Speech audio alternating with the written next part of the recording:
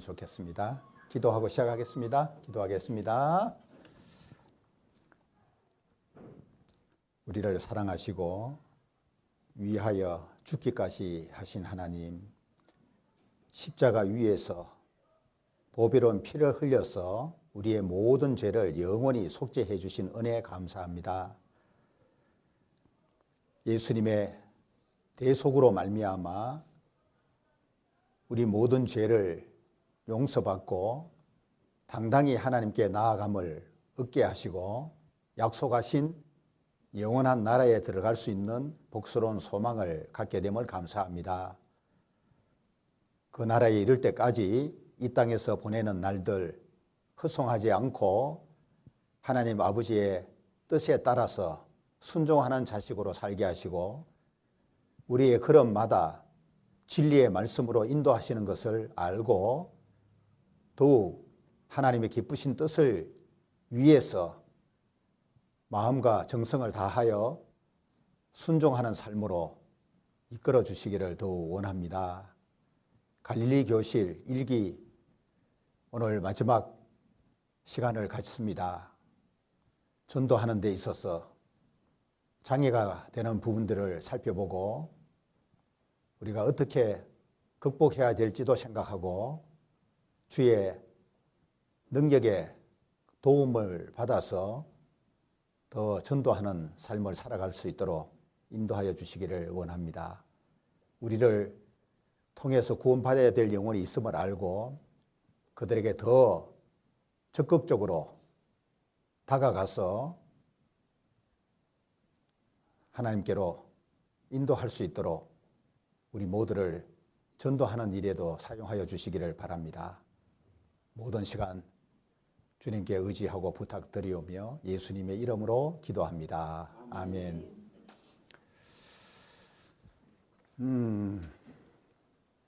성경 예레미야 20장을 찾겠습니다.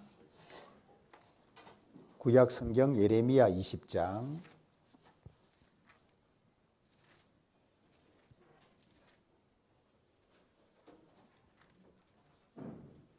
1082페이지 정도 되겠습니다.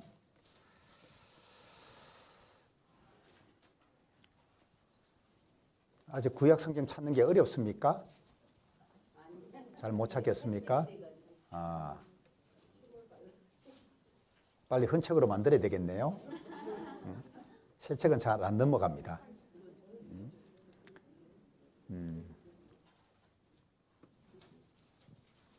자, 이제 보시면은 예레미야 20장 제가 7절부터 읽겠습니다. 7절.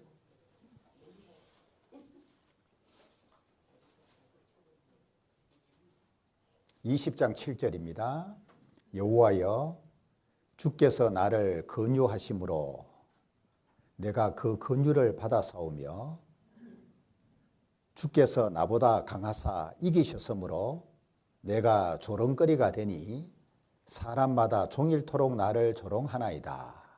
이게 무슨 말이냐 하면은 하나님이 예레미야를 선지자로 세워가지고 예레미야는 사실상 원하지 않았습니다. 1장에 보면은 나는 하나님 앞에 작은 아이입니다. 출입할 줄도 모릅니다. 그런데 어찌 저를 선지자로 세워서 이스라엘 백성들에게 가서 말씀 전하라고 합니까? 저 못합니다. 그랬잖아요. 그런데 기어코 하나님이 예레미야를 쓰시겠다고 설득을 한 거예요. 내가 함께 할 테니까 걱정하지 말고 가라. 그래서 이제 예레미야가 7절에 주께서 나를 권유하심으로 내가 그 권유를 받았다. 자꾸 하나님이 가라고 하니까 내가 순종해서 가서 하나님의 말씀을 전하긴 전했는데 그리고 주께서 나보다 강하사 이기셨다 이 말은 아예 순종 안 할 수가 없잖아요.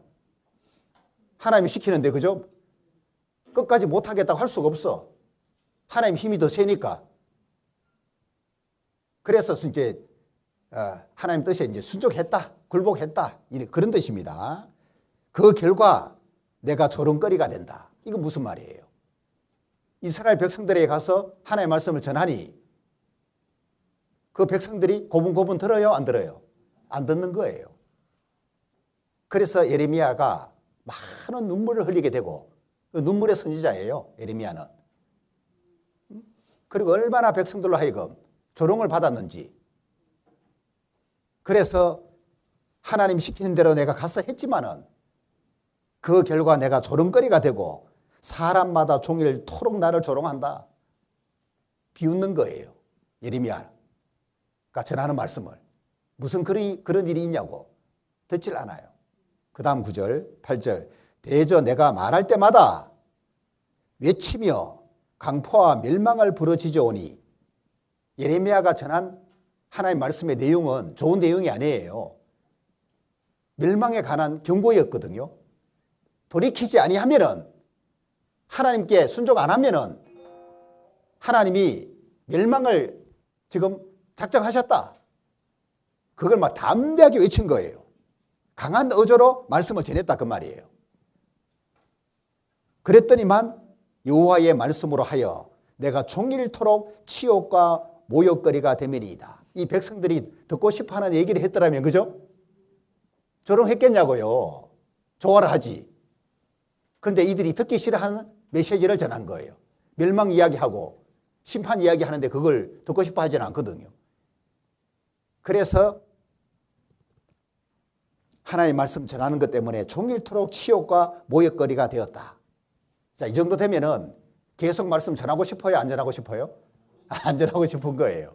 그래서 9절에 내가 다시는 여호와를 선포하지 아니하며 그 이름으로 말하지 아니하리라. 다시나 전하는가 봐라. 라고 마음 먹었는데 그랬더니만 나의 중심이 불붙는 것 같아서 골수에 사무치니 답답하여 견딜 수 없나이다. 너무너무 힘들어서 다시는 안 전하겠다고 마음 먹었는데 마음이 편한 게 아니고 답답한 거예요. 중심에 불이 붙는다. 왜? 이 백성들 내버려 뒀다가는 하나님이 작정하신 멸망이 실제로 온다 그거죠.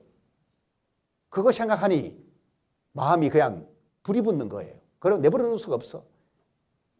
그래서 답답한 마음 가지고 또 전하게 되는 이런 내용이에요. 이게 뭐 이제 예레미야의 마음만 이런 게 아니고 사실상 구원받은 사람 마음이 이래야 되거든요. 특히 누구를 생각할 때. 예레미야는 이방인을 생각하고 지금 이런 마음을 갖는 게 아니고 자기 동족 이스라엘 백성들을 생각하고 이런 마음 갖는 거예요. 네? 그러면 최소한 여러분들은 내 가족을 생각하는 마음으로 이런 마음 가져야 안 돼요? 남들은 좀 그렇다 치더라도 내가 사랑하는 가족만큼은 지옥 가도로 내버려둘 수 없잖아요. 전도해야 된다 그거예요. 그런데 듣기 싫어하죠. 그죠? 성경 이야기하면은 귀를 기울여서 막 좋다고 듣지 않아요. 하지 마라 그래. 싫다고 그래. 그만하라고. 어? 그리고 막 구박도 받고 계속 전하니까. 그것 때문에 다툼도 일어나고. 그러면 속도 상해지고. 그 가정에, 그전에는 가정이 화목했는데 그 화목으로 깨지고. 뭐 그러면은 불화가 생기고 그러면은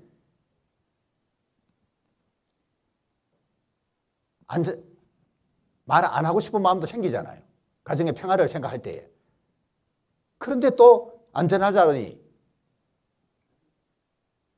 내가 사랑하는 사람이 지옥 가는 걸 내버려 둘 수도 없고 그 중심이 불붙는 것 같아서 골수에 사무치는 이런 게 온다니까요.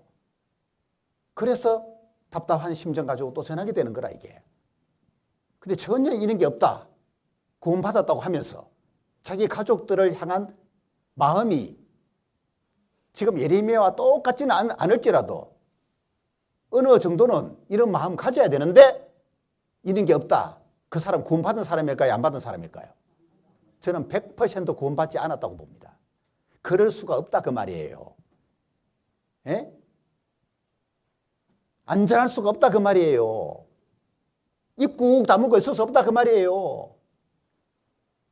그런데 이게 자기 가족 전도할 생각을 안 하네. 구원받았다고 교회 나오면서 부모가 구원받으면 자식을 어떻게 안전할 수 있냐고. 자식이 구원받으면 부모에게 어떻게 안 전할 수 있냐고. 그런데 전할 생각을 안 해요. 자기 혼자만 교회 나와. 진짜 그건 구원받았을까요? 그럴 수가 있을까요? 그럴 수 없다고. 예? 그래서 막 울며 사정을 하는 거예요. 지옥이 믿어졌는데 어떻게 안전할 수 있냐고. 가만히 내버려두면 지옥 가는데, 내가 사랑하는 사람이. 예? 그래서 전도에 대한 마음을 보면은 그 사람 구원 유무를 알 수 있어요. 진짜 구원 받았는지 안 받았는지. 그거 딱 드러나게 돼 있어요. 그리고 구체적으로 전도할 대상들 선정을 하고 기도 가운데에 계획을 세워야 돼요. 예? 전해야 된다니까요. 자, 오늘 주제는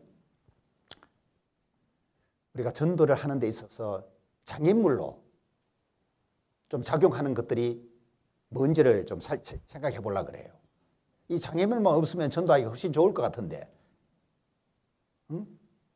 만약에 내가 목적지가 있고 그 목적지를 향해 가는 길에 그 길을 가로막고 있는 엄청난 장애물이 있으면은 그 길을 통과하기가 쉽지 않잖아요. 그죠?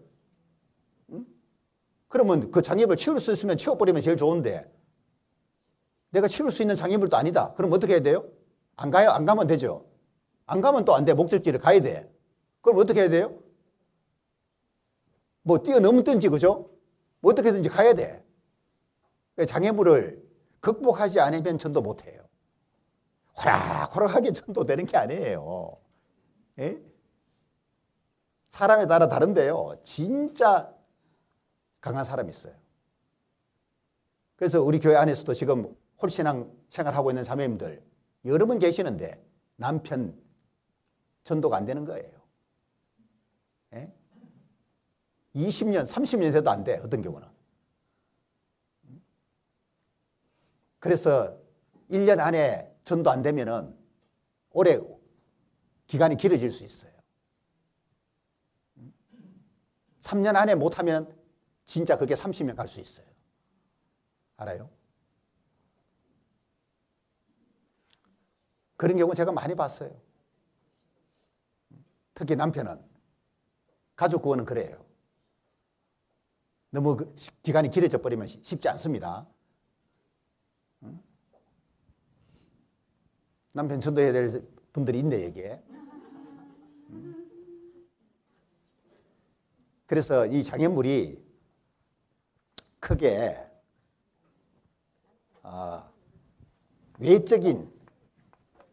외적 장애물, 일종의 외부적인 장애물이 있고, 크게는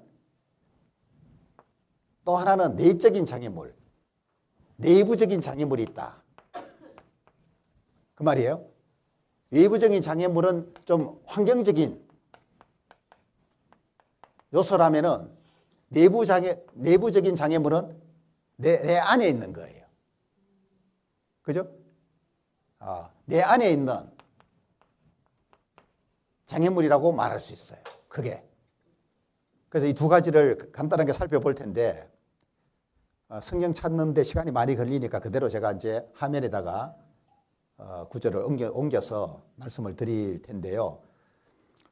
먼저는 외부적인 장애물을 몇 가지를 살펴보면 첫 번째가 이 불신자들이 무관심한 거 있잖아요. 에? 내가 전도하려고 하는 대상이 하나님이나 성경에 대해서 관심이 있는 사람 같으면 얼마나 쉬워요, 전도하기가? 그런데 이제 무관심해. 이게 장애물이에요. 응? 이게 외적인 장애물이다, 그 말이죠. 그런데 이 무관심한 사람이 한둘이 아니고 요즘에는 너무 많아. 그러니까 이게 장애물로 작용하는 거예요, 전도하는 데 있어서. 뭐라고 사람들이 말하느냐면은 하나님에 대해서 무관심한 사람들이 하는 말이 우리를 떠나소서. 예? 뭐라고요? 우리를 떠나소서. 지금 하나님에게 하는 말이야. 우리를 떠나소서. 우리가 주의 도리 알기를 즐겨하지 않습니다. 하나님에 대해서 나는 알고 싶지 않다. 말하지 마라 그거예요. 전능자가 누구이기에 우리가 섬기고 우리가 그에게 기도한들 무슨 이익이 있으랴. 하나님 없이도 지금 잘 살고 있는데 뭘 자꾸 하나님 믿으라 그래? 응? 하나님 도움 필요 없다 그 말이에요. 이런 것이 전도의 장애물이에요. 점점 이런 사람들이 많아져. 두 번째 장애물은 불신앙이에요. 웬만하면 안 믿어 또. 뭐 확실한 증거들 막 보여줘도 안 믿어. 그래서 예수님 시대에도 마태복음 13장 58절에 보면은 저희의 믿지 않음을 인하여 거기서 많은 능력을 행치 아니하시니라. 그러니까 예수님이 이 동네 저 동네 다니면서 말씀 전했는데 그죠? 동네마다 똑같지가 않고 달라요. 막 예수님을 환영하고 예수님의 말씀을 들으려고 모여들고 잘 받아들이는 동네가 있는가 하면은 나사렛 예수님 고향이잖아요. 나사렛 예수님 고향 사람들은 예수님을 배척을 하는 거예요. 응? 많은 이적을 보여주는데도 믿지 않으니까 거기에서는 능력을 행치 아니하시니라. 소용없다 그 말이죠. 그 어떤 사람에게는 확실한 증거가 능력으로 역사해가지고 성경이 믿어지는 결과가 생기는데 어떤 사람은 그게 안 되잖아요. 그죠? 그러니까 능력이 안 돼버리는 거예요. 이런 것이 장애물이에요. 이런 사람에게도 내가 포기하지 않고 계속 하려고 하니까 얼마나 힘드냐고. 그냥 손 놔버리면 좋은데 남 같으면 그렇게 할 수도 있지만 내 가족은 또 그렇게 할 수가 없거든. 그러니까 가족 때문에 막 힘든 거예요. 이런 가족 만나놓으면은. 그리고 가족 많은 것이 참 구원받고 나면은 이거 참 곤란해. 가족 적으면은 또 전도하기도 좀 부담 덜한데 10명 이상 돼봐봐요. 막 형제 지간이 그 어떻게 다 전도할 거냐고. 엄청난 부담 된다고. 내가 진리를 말함으로 너희가 나를 믿지 아니하는도다. 불신앙이잖아요. 진리를 말하면 믿어야 되는데 안 믿어. 내가 진리를 말하면 어찌하여 나를 믿지 않느냐. 안 믿어. 이게 불신앙이다 그거죠. 응? 이런 거의 장애물이에요. 말씀을 들려주기만 하면 다 믿으면 얼마나 좋아. 들려준다고 또 믿는 것도 아니다니까요. 무관심은 아예 들으려고 하지 않고 기어코 들려주긴 했어. 그런데 안 믿네? 그러니까 이게 얼마나 어렵냐 그거지. 이게 장애물이에요. 그 다음에 또 어떤 게 있냐면은 불신자들이 미루는 거 있잖아요. 미루는 거. 어? 왜 이게 당장 중요하다고 생각지 않는 거예요. 왜 그럴까 대부분? 종교로 생각하기 때문에. 그래서 자꾸 미루는 거예요. 사도 바울이 아덴 가서 성경 전했을 때에 세 부류가 나타났잖아요. 첫 번째 부류는 기롱하는 사람. 기롱한다는 말은 조롱하는 걸 말합니다. 사도 바울이 전한 특별히 부활에 관한 죽은 자의 부활을 이야기하니까 조롱했어요. 아이고 웃기고 있네. 무슨 그런 일이 다 있어. 그리고 두 번째 부류는 어느 정도 반응은 생긴 거죠. 그리고 사도 바울이 전한 그 메시지에 대해서 야, 네 말을 다시 듣겠다. 나중에 다시 들어보겠다. 라고 반응했어요. 이게 이제 기롱하는 사람보다는 낫죠. 근데 이 두 번째 부류는 당장은 지금 해결할 마음 없고 나중에 뭐 좀 시간 된다면 여유가 있다면 그때 가서 다시 들어보겠다. 이런 거 미루는 거잖아요. 근데 그게 그 사람 생각대로 안 되는 경우도 많거든. 그리고 이제 세 번째 부류가 몇 사람이 믿은 거예요. 바울의 전한 말씀을 마음에 받아들이고 믿었다 그거예요. 그래서 미루는 일. 이것도 장애물이고, 네 번째는 이게 육신의 안일이라고 하는 이것도 장애물인데, 노아 시대나 롯의 이 시대하고 마찬가지로 예수님이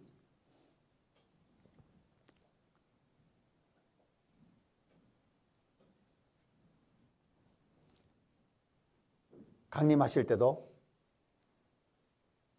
이제 마찬가지인데, 지금 잘 나오죠? 노아가 방주만 만든 게 아니고 전했잖아. 을을 전파했잖아요. 근데 방주 안에 들어가지는 않았거든. 왜? 이들은 뭐 하고 있었냐? 먹고 마시고 장가들고 시집가더니 이게 제 육신의 안일을 말하는 거예요. 응? 이 육신적으로 좀 편안하게 생활을 사는 거 있잖아요. 안락하게 사는 거 있잖아요. 여기에 마음이 다 이렇게 치우쳐져 있다 보니까 뭐 홍수 이야기하고 뭐 심판 이야기하고 멸망 이야기해도 이거는 귀에 들어가지가 않는 거예요. 오늘날 사람들 한번 봐요. 전부 막 현실적으로 이 육신이 편안하게 사는 거에 집중돼가 있잖아요. 그러니까 성경의 메시지를 전해도 귀떡으로 듣지 그 관심 있게 듣질 않아요. 오로지 그냥 이 현실적으로, 그죠? 뭐 편안하게 잘 먹고 잘 사는 거 여기에만 집중돼가 있다니까. 이것도 장애물이에요. 롯의 사이, 두 명의 사이도, 그죠? 롯이 소돔성 하나님 멸망시킨다는 얘기 듣고 농담으로 여기다 그랬잖아요. 무슨 그런 일이냐 그 말이지. 자, 이런 것들도 참 우리 시대의 전도의 장애물이에요. 또 이런 게 있어요. 은밀한 정욕 같은 거. 죄에 대한 사랑이 있죠. 현대인들이 죄를 얼마나 사랑하는지 몰라. 죄 짓는 게 재미가 있는가 봐. 응? 그리고 은밀한 정욕, 이런 것들이 사실상 우리가 전도하는 데 있어서 장애물이 돼요. 여기에 말세에 기롱하는 자들, 조롱하는 사람들, 우리가 믿고 있는 것을 조롱하는 사람들의 특징이 뭐냐 하면은 자기의 정욕을 쫓아 행하며 기록한다 그랬죠. 특히 성경의 진리를 누가 조롱하느냐? 자기 정욕을 따라서 행하는 사람들이에요. 은밀한 정욕 가지고 죄 짓는 사람들이에요. 응? 그들이 왜 특별히 조롱할까요? 그 죄에서 벗어나고 싶지 않는 거예요.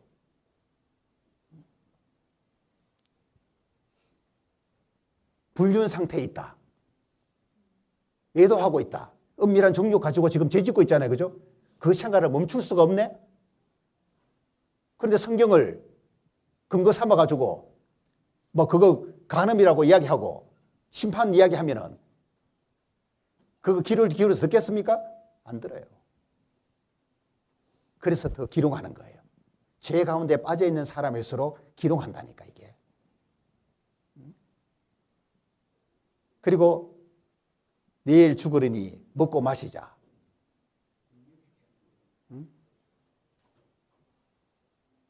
이런 사람들이 회개하지 않고 육신의 즐거움에 빠져 사는 거예요.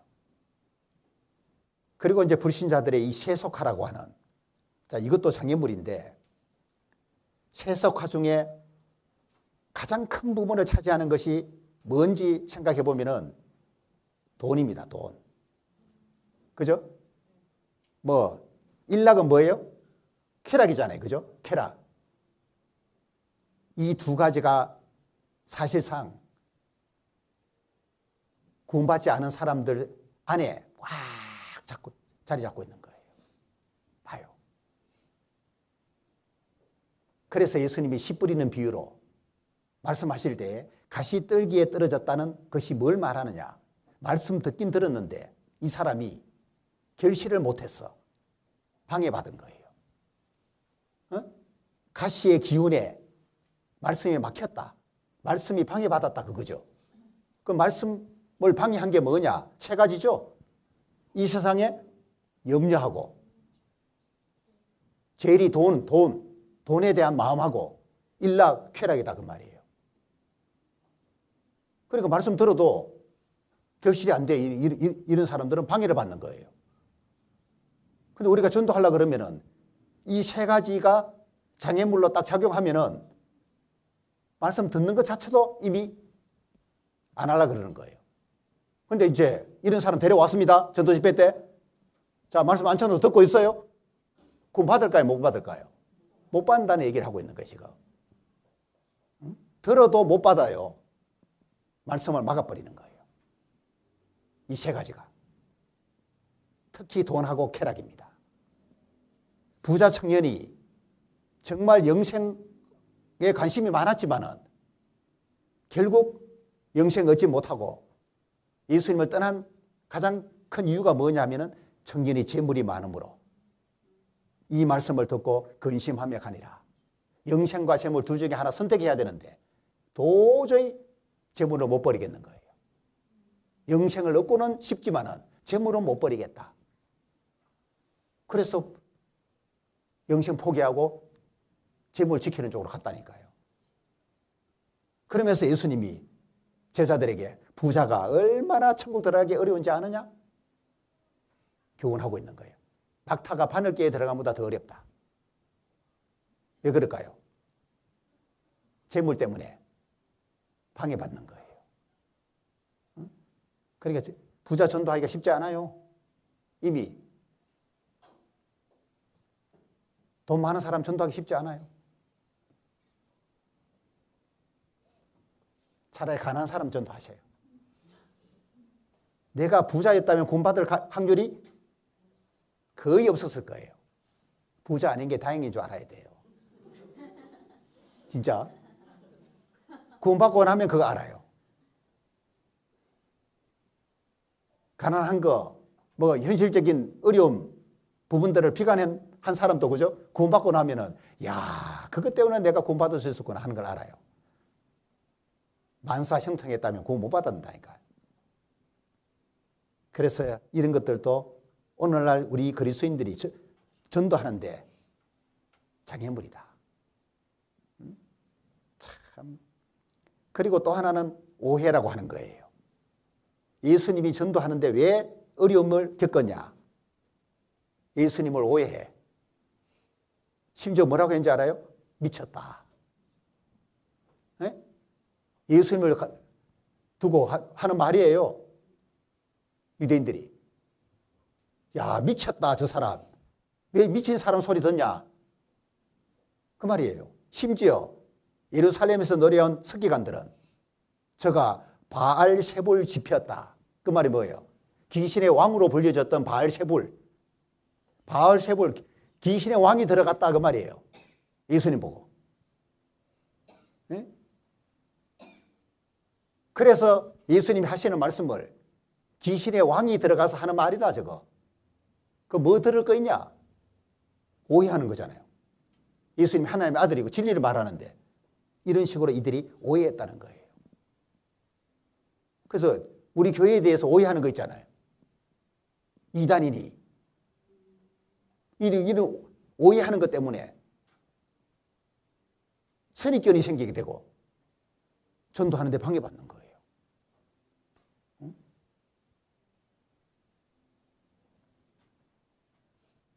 마치 우리 교회 가서 말씀 들으면 큰일 날 것처럼 생각해. 예수님에게 가서 말씀 들으면 안 될 것처럼 사람들이 오해하는 거 똑같아. 그리고 이 파에 대하여서는 어디서든지 반대를 받는 줄 우리가 알미라.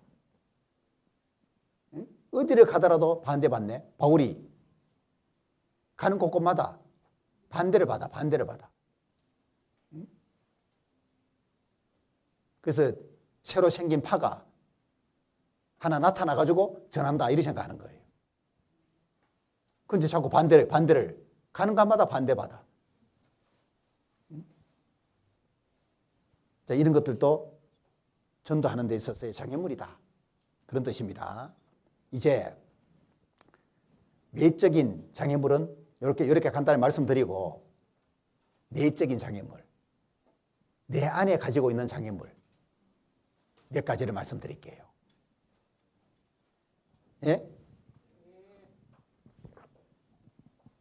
첫 번째가 사람의 영혼을 아끼는 마음이 부족하다고 하는 거. 이게 내 안에 있는 장애물이에요. 이거 극복하지 못하면 전도 사실상 어렵습니다. 전도라고 하는 것은 영혼을 구원받게 하는 거거든요. 그죠? 그러니까 사람의 영혼을 사랑까지는 않더라도 아끼는 마음이 있어야 돼요. 귀하게 여기는 마음이 있어야 돼요. 아낀다는 말은 귀하게 여긴다는 말입니다. 그러니까 영혼을 아끼는 마음, 귀중히 여기는 마음 부족하다면 그게 바로 전도하는 데 있어서 내 안에 있는 장애물이다. 그 말이에요. 요한화서 4장 보면은 하나님이 대낮에 태양 그 열에 의해서 막 뜨거워서 힘들어하는 요나에게 박넝쿨 만들어서 그늘 만들어줬잖아요. 요나가 얼마나 좋아하는지 몰라요. 박넝쿨 생기니까 이제 그늘이 만들어졌단 말이죠. 그 햇빛이 가려지니까 시원하잖아요. 아이고 좋다, 이거 좋다, 이거 좋다 그랬어. 잠시 후에 하나님 벌레 보내가지고 박넝쿨 다 씹어버리니까 갉아먹으려니까 죽어버리잖아요. 그늘이 3시간에 사라져 버렸네. 화를 낸 거예요. 왜 그 그늘을 없앴냐고. 좋았는데. 그때 하나님이 요나에게 하시는 말씀이에요. 요나야, 네가 수고도 아니했고 기르지도 아니했고 하룻밤에 났다가 하룻밤에 망한 이 박넝쿨 네가 아낄 줄 아는데, 자, 박넝쿨은 네가 아끼는 마음은 있는데 내가 비록 니느웨라고 하는 아수르의 수도잖아요. 니느웨. 이방 나라인 니느웨에 좌우를 분변치 못하는 자가 12만 명이나 있다. 그리고 가축도 많이 있다. 그들을 내가 아끼는 것이 어찌 합당치 아니하냐 라고 말했어요. 뭘 시작하는지 알겠죠? 요나에게는 하나님처럼 사람을 아끼는 마음이 없는 거예요. 특히 유대인이 아닌 이방인이다 보니 니네의 성 멸망하기를 바라요. 오히려 이들이 용서받고 구원받는 걸 싫어한 거예요. 박넝쿨은 아끼는데 그 니느웨 성 안에 있는 사람들은 아끼는 마음이 없었다 그거예요. 그걸 지적하고 있는 거예요. 여러분 어떠세요? 어떤 물건은 그렇게 아끼면서 영혼을 아끼는 마음이 없다. 똑같다 그 말이야. 똑같아 요나하고. 그래가지고 어떻게 전도하겠냐? 영혼을 아끼는 마음이 있어야 돼요. 내 안에 이거 없으면은 이거 빨리 가져야 돼요.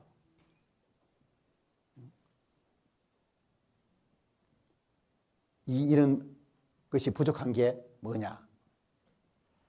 장애물이다. 그리고 내 속에 있는 장애물 두 번째는 소극적인 자세. 에스겔서 4장 예레미야 뒤에 나옵니다. 펴져 있죠? 예레미야 펴져 있잖아요. 지금 보세요. 예레미야 다음에 직접 보세요. 예레미야 애가 에스겔이 나옵니다. 4장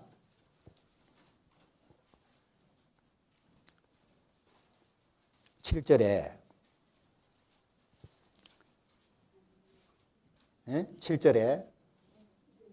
4장 7절에 너는 또 애워싼 예루살렘을 향하여, 애워싼 예루살렘이란 말은 포위됐다 그 말이잖아요.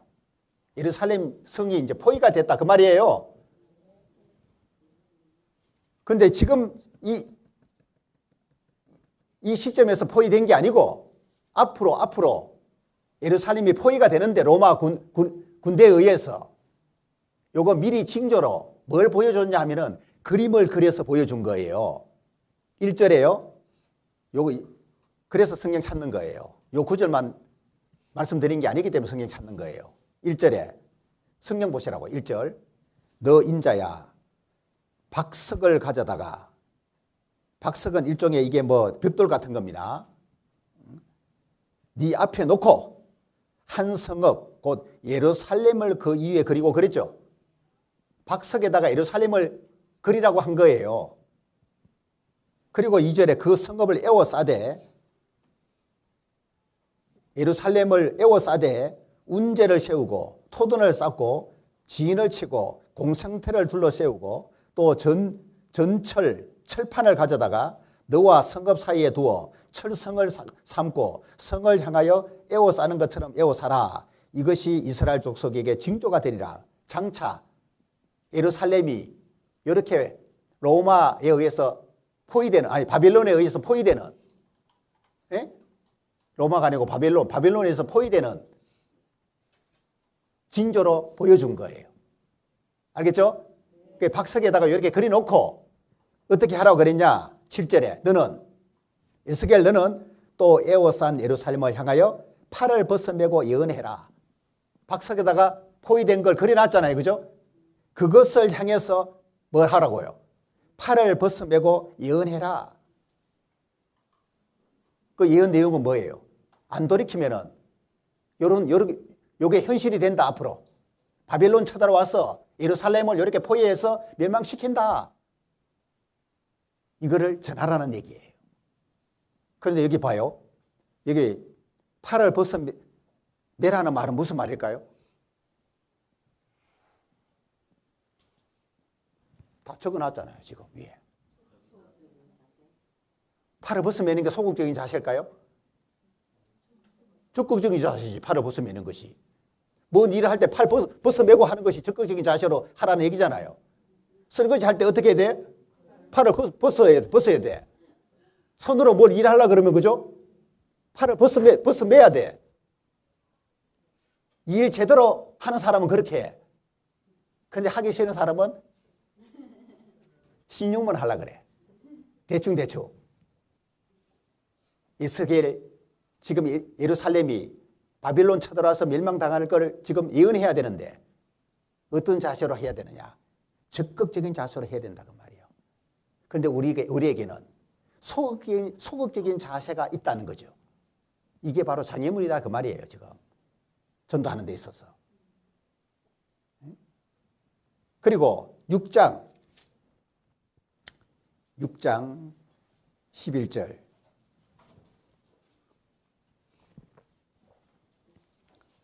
6장 11절.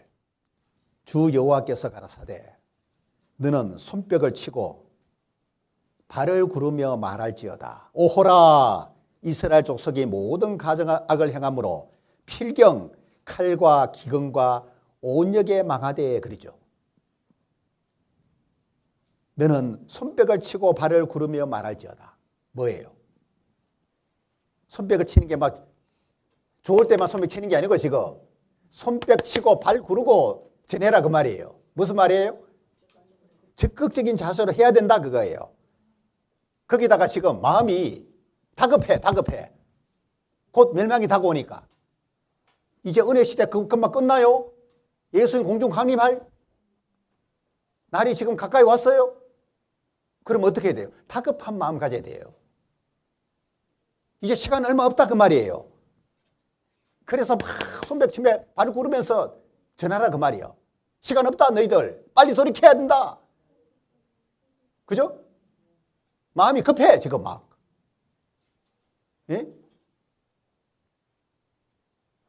기회 놓칠 수가 있는 거 이제. 전부 이게 적극적인 자세가 필요하다. 이 얘기를 하는 거예요. 근데 이런 것이 부족하잖아요 우리에게. 이게 장애물이다 그 말이 내 안에 있는. 그리고 이제 세 번째 장애물은 부끄러워하는 자세. 예? 이것도 장애물이에요. 부끄러워한다니까요. 마가복음 8장 38절에 앞에 보세요. 누구든지 이 음란하고 죄 많은 세대에서 나와 내 말을 부끄러워하면 인자도 아버지의 영광으로 그 거룩한 천사들과 함께 올 때에 그 사람을 부끄러워하리라. 이 음란하고 죄 많은 세대에 우리가 살고 있는데, 그래서 전도를 해야 되는데, 문제는 주님 또 부끄러워하고, 우리가 주님 또 부끄러워하고 주님의 말씀을 부끄러워한다. 이게 문제예요. 주님과 주님 말씀을 부끄러워하면 전도할 수 있어요? 없어요? 없잖아요. 그런데 우리에게 이런 게 있다니까요. 그래서 이게 전도하는 데 있어서 내 안에 장애물이다 그 말이에요. 아니, 부끄러워할 게 따로 있지. 주님과 주님 말씀을 부끄러워하면 되겠냐?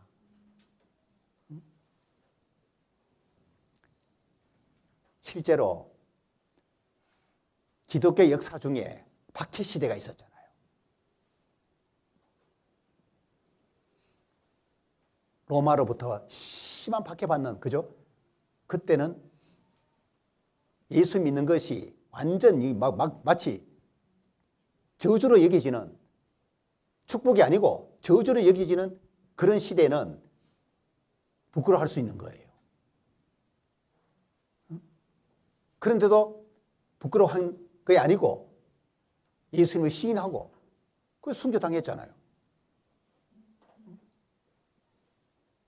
우리 시대에 주님과 주님 말씀을 부끄러워할 이유가 하나도 없는데 우리 안에 이 부끄러워하는 것이 있다. 이게 장애물이다.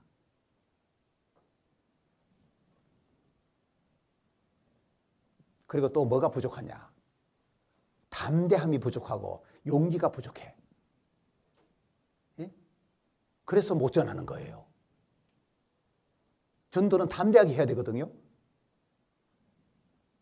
용기가 있어야 돼요. 전도하려면. 그 담대함과 용기가 없는 사람일수록 말을 잘 못해. 그 사람에게. 쭈뼛쭈뼛거린다니까요. 그런데 전도 잘하는 사람만 봐요. 이거 가지고 전도하는 거예요. 망설임 없어요. 막 그냥 입이 열려버려. 잘 알도 못한 사람에게도 막 이야기해. 예? 물론 지혜롭게 할 필요는 있지만은 담대함과 용기가 부족하면은 전도하는데 큰 장애물이라고 봐야 돼요. 에스겔서 3장 보시면 사실 담대함과 용기가 어떤 상황에서 필요하냐면은 상대가 워낙 강할 때 있잖아요. 그죠? 상대가 약할 때는 담대함과 용기 특히 없어도 돼. 그런데 내가 상대할 대상이 워낙 강하네? 내가 상대하기 버겁다는 거죠. 그럴 때 담대함과 용기가 필요한 거예요. 자, 에스겔 선지자가 상대해야 될 이스라엘 백성이 어떤 사람들이었냐? 3장 7절에 이런 사람이에요. 그러나 이스라엘 족속은 이마가 굽고 마음이 강박하여 네 말을 듣고자 아니하리니 이는 내 말을 듣고자 아니함이니라. 자, 에스겔 선지자가 지금 상대해야 될 이스라엘 족속이 어떤 사람이냐? 이마가 굳다. 마음이 강박하다. 그래서 네 말 듣고자 아니할 거다. 안 들으려고 한다 그거예요. 얼마나 강박한지. 쉬운 상대 아니죠? 이런 부류를 상대하려고 그러면은 담대함과 용기가 있어야 돼요.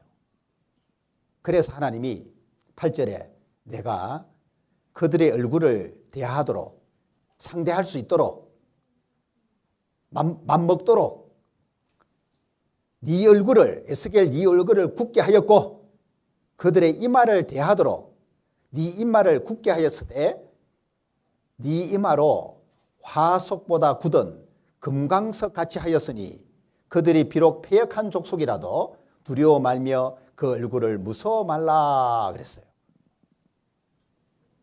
앞에 보세요 이제. 그래서 하나님이 이런 이마가 굳고 얼굴이 굳다 그 말은 아주 강하다 그 말이에요. 이 이스라엘 족속을 상대할 수 있도록 하려고 맘먹도록 하나님이 만들어 주시는데 어떻게 했냐? 에스겔 이 이마로 화석보다 더 강한 금강석 같이 했다. 이거는 금강석이 화석은 부싯돌인데 금강석은 다이아몬드예요. 더 강하죠? 다이아몬드보다 더 강한 암석이 어디냐고. 다이아몬드를 자를 수 있는 암석은 없어요. 다이아몬드는 뭘로 잘라요? 다이아몬드로 자르는 거예요. 응? 그러니까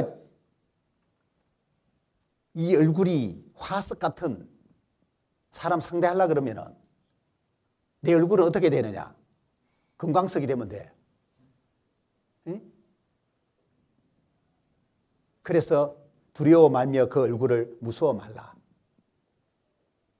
담대함 가지고 용기 가지고 전해야 된다. 그런 뜻이잖아요. 네? 네? 네. 그래서 담대함과 용기가 부족한 것이 내 안에 있는 전도의 장애물이다. 그 말이에요. 하나님께 금강석 되게 해달라고 내 얼굴, 이마 기도하셔요. 그러면 뭐 담대하게 사람 두려워하지 않고 전할 수 있어. 아무리 강한 사람도. 아내가 남편 두려워가지고 전도 못하네. 아들이 자식이 구원 받았는데 아버지 두려워가지고 전하지를 못하네. 예? 그래가지고는 전도 못하잖아요. 그죠? 그게 장애물이다 그 말이에요. 또 하나는 장애물이 이런 게 있어요. 희생하는 자세가 부족한 거. 이것도 장애물이에요. 응? 누가복음 14장 내용을 쭉 보면은 그래서 요 구절만 보면 안 돼. 전체적으로 볼 필요가 있는 거예요. 그래서 찾아보는 게 필요해요. 이거는 누가복음 14장. 누가복음 찾기는 어렵지 않죠? 누가복음 14장. 그 34절, 35절만 딱 보면 지금 소금 이야기 하고 있거든. 근데 이게 전도하고 뭔 상관이냐? 이런 생각 가질 수가 있어요. 그 14장 전체를 봐야 돼요. 14장 딱 보면은 25절부터 35절까지가 이게 한 단락으로 봐야 돼요. 그래서 예수님을 따르려고 하는 사람들이 있었고 27절에 누구든지 자기 십자가를 지고 나를 좇지 않는 자 능히 나의 제자가 되지 못한다. 그래서 망대 비유 이야기하고 있고 그리고 전쟁에 참가하는 임금 비유를 딱 들어서 설명을 하고 있고 세 번째가 소금 비유예요. 그래서 그리스도의 제자가 된다고 하는 것은 전도하는 것도 포함이 되는데 주님 전하는 거, 말씀 전하는 것이 포함이 되는데 그거 일하려면은 어떤 자세가 필요하냐? 희생하는 자세가 있어야 된다. 그 희생하는 자세를 소금 비유로 설명해 주고 있는 거예요. 알겠죠? 망대 세우는 자 비유. 예산 제대로 세우고 예수님 따를 수 있어야 된다고 하는 거. 안 그러면 중도에 포기하면 안 된다 그거죠. 끝까지 주님 따르려면은 망대 세우는 자의 비유를 통해서 제대로 예산 세워야 된다. 그리고 두 번째는 전쟁에 참가하는 임금 비유로 수가 적은데 수가 많은 상대 이기려고 그러면은 방법은 죽을 각오하고 사는 수밖에 없다. 안 그러면 뭐 아예 화친을 요청하든지 아니면 죽을 각오하고 싸우든지 이걸 통해서 확고한 제자의 자세가 필요하다. 이걸 설명해 주는 거예요. 그리고 세 번째가 소금 비유란 말이죠. 33절 이와 같이 너희 중에 누구든지 자기의 모든 소유를 버리지 아니하면 능히 내 제자가 되지 못하리라. 자기의 모든 소유를 버린다는 말은 희생을 가리키는 거예요. 희생 없이는 그리스도의 제자 될 수 없다. 전도도 마찬가지다. 네? 그러면서 그 희생을 설명해 주려고 소금 비유를 들었다 그거죠. 그게 34절이에요. 소금이 좋은 것이나 소금도 만약 그 맛을 잃었으면 무엇으로 짜게 하리요? 소금이 좋은 건 다 아시죠? 맛을 내기 위해 소금이 반드시 있어야 되는데 이 당시에는 다른 양념이 없잖아요. 뭐 맛을 내는 짠맛 내는 데 있어서는 소금. 그러니까 소금이 맛을 내는데 짠맛을 내는데 정말 좋은 것이지만은 맛을 잃었다면은 도대체 무엇으로 짜게 할 거냐? 그럼 소금이 맛을 잃는 게 뭐냐? 희생하는 것이 없다는 거죠. 그렇다면 땅에도 걸음에도 쓸데없어 내어버리느니라. 전도하는 일에는 쓸모없는 사람이 돼버리는 거예요. 그래서 하여튼 소금이 맛을 내려면 녹아야 되는데 녹는 게 희생이다. 내 자신을 희생시키는 이거 없이는 전도하기가 어렵다. 그런데 내 안에 희생하는 마음이 부족해. 그죠? 그러니까 전도 못하는 거예요. 이게 장애물이다 그거예요. 그리고 또 이런 게 있어요. 낙심하는 거. 예? 그래서 갈라디아서 6장 9절에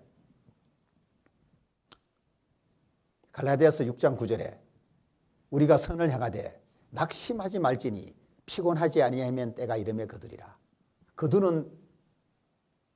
거둔다는 말은 열매인데 때가 되면 그랬잖아요.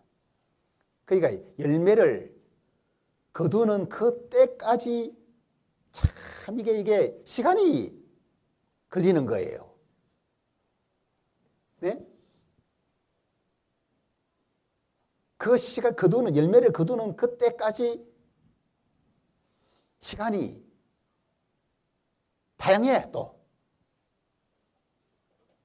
그 긴 시간이 걸릴수록 사람은 낙심을 하게 돼 있는 거예요. 피곤한다는 말은 포기한다는 뜻이에요.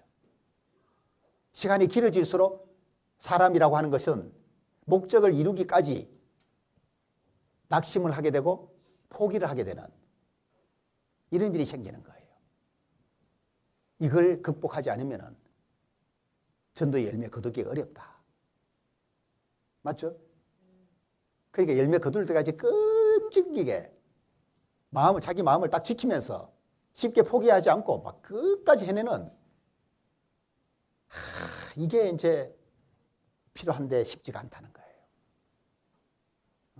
어떤 사람은 무슨 일을 하더라도 자기 뜻대로 안 되면 너무 쉽게 낙심하는 사람이 있어요. 또 다른 세상 일도 그래. 그리고 너무 빨리 또 포기해. 모든 일이 그래. 그런 사람은. 그러면 다른 일도 그러할진데 전도하는 일 제대로 할 리가 없잖아요. 그건 더 힘든 일인데 영혼 건지는 일이. 그런 사람은 뭘 하더라도 성공 못해요. 그래서 히브리서 12장 3절에 너희가 피곤하여 낙심치 않기 위하여 낙심치 말아야 되는데 어떻게 해야 되느냐? 죄인들의 이같이 자기에게 거역한 일을 참으신 자를 생각해라. 죄인들이 얼마나 예수님을 거역했냐 그거예요. 그런데 예수님은 참았잖아요. 그 예수님을 생각해라. 그렇다면은 그걸 생각한다면은 쉽게 낙심하지 않을 거다. 우리 주님 생각한다면은. 죄인들이 예수님에게 거역한 일, 나도 그게 한 사람이잖아요. 예? 예수님 시대뿐만 아니고, 근데 예수님이 오래 참아주시는 그것 때문에 구원받게 되는 거거든. 그래서 죄인이 나를 얼마나 주님이 오래 참으신지를 생각하고 내가 전도해야 될 사람도 내가 참아야 되는 거구나. 그죠? 오래 참아야 되겠구나. 이런 마음을 가져야 된다는 거죠. 그 다음에 이제 게으름이라고 하는 이것도 장애물인데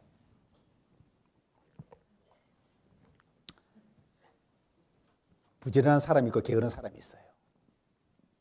성경 잠언에 특별히 부지런한 사람하고 게으른 사람하고 비교해 놓은 내용이 많아요. 나중에 읽어봐요.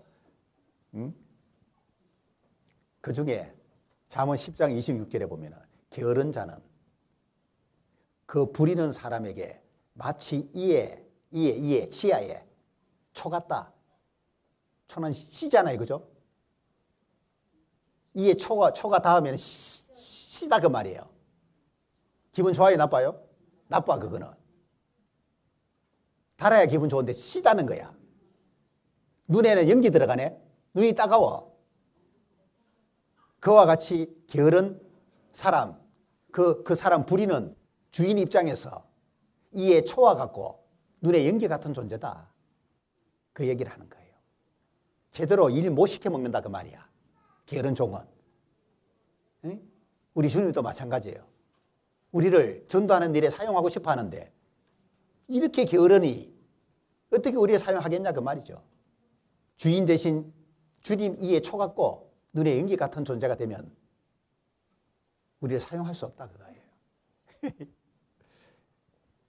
또 잠언 20장 4절에는 게으른 자는 가을에 밭을 갈지 아니하나니 그러므로 거둘 때에는 국어를 할지라도 얻지 못하리라. 일종의 배짱이 같은 인생이에요. 가을에 밭을 갈고 여기는 이제 계절이 여름에 거두는 이스라엘은 여름에 거두는 거예요. 뭐가도 여름에 열매 거두는 거예요.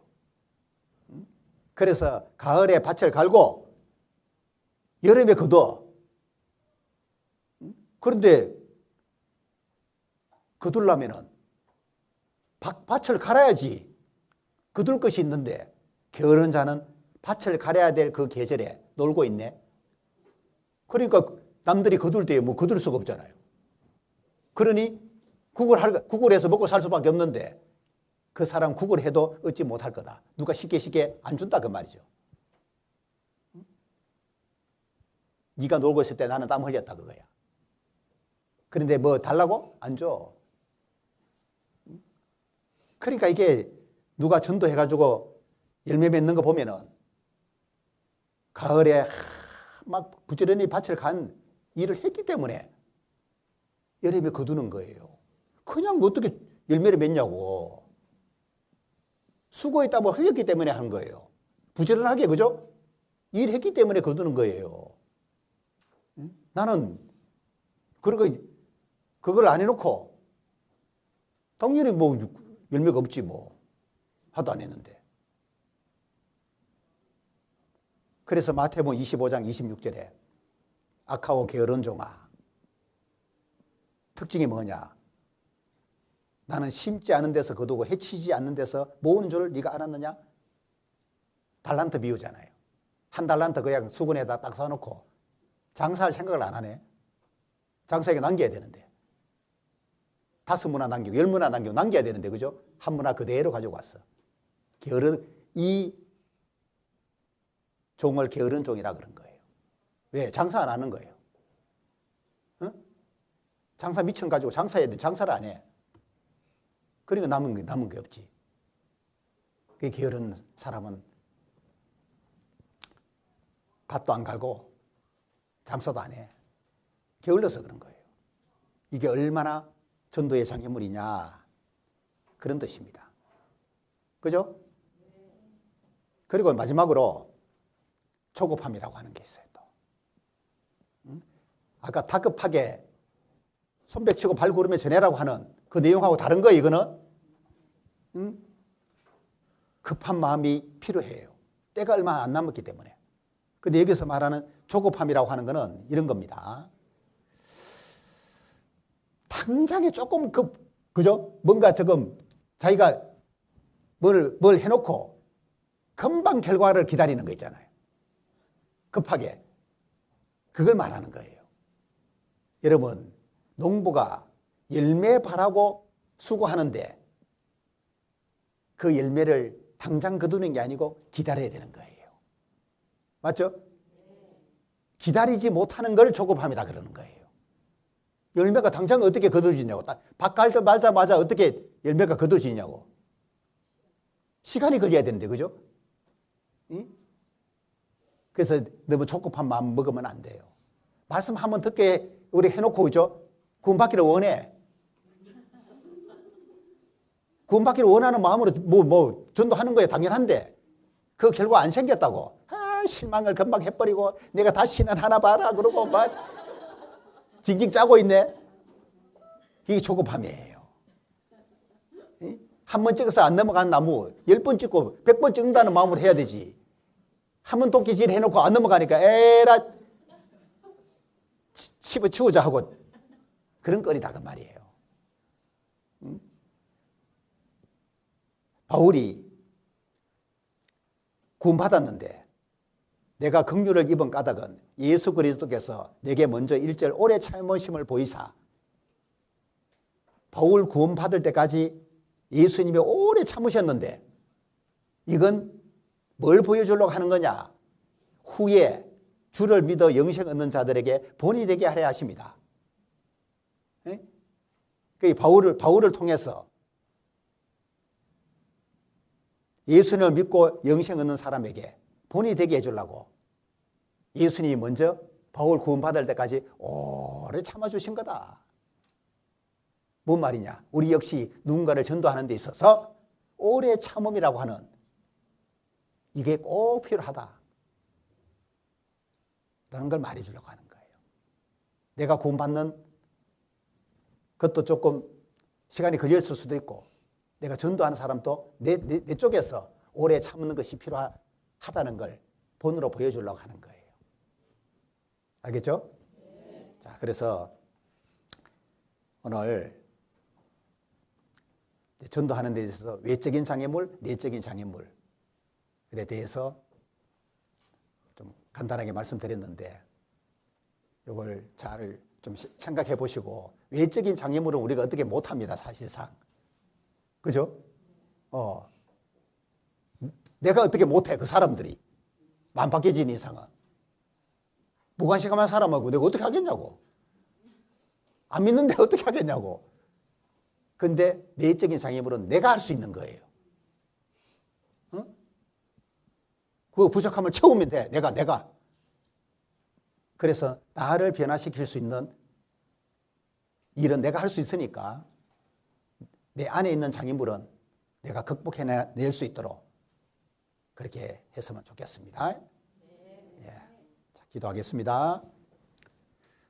하나님 아버지, 우리가 전도의 사명을 받았지만 전도에 있어서 여러 가지 외적인 장애물과 또 내적인 장애물이 있습니다. 이 장애물을 어떻게 극복을 해야 될지 늘 생각하고 내 안에 있는 장애물 뛰어넘고 전도하는 우리 모두가 되도록 도와주시기를 바랍니다.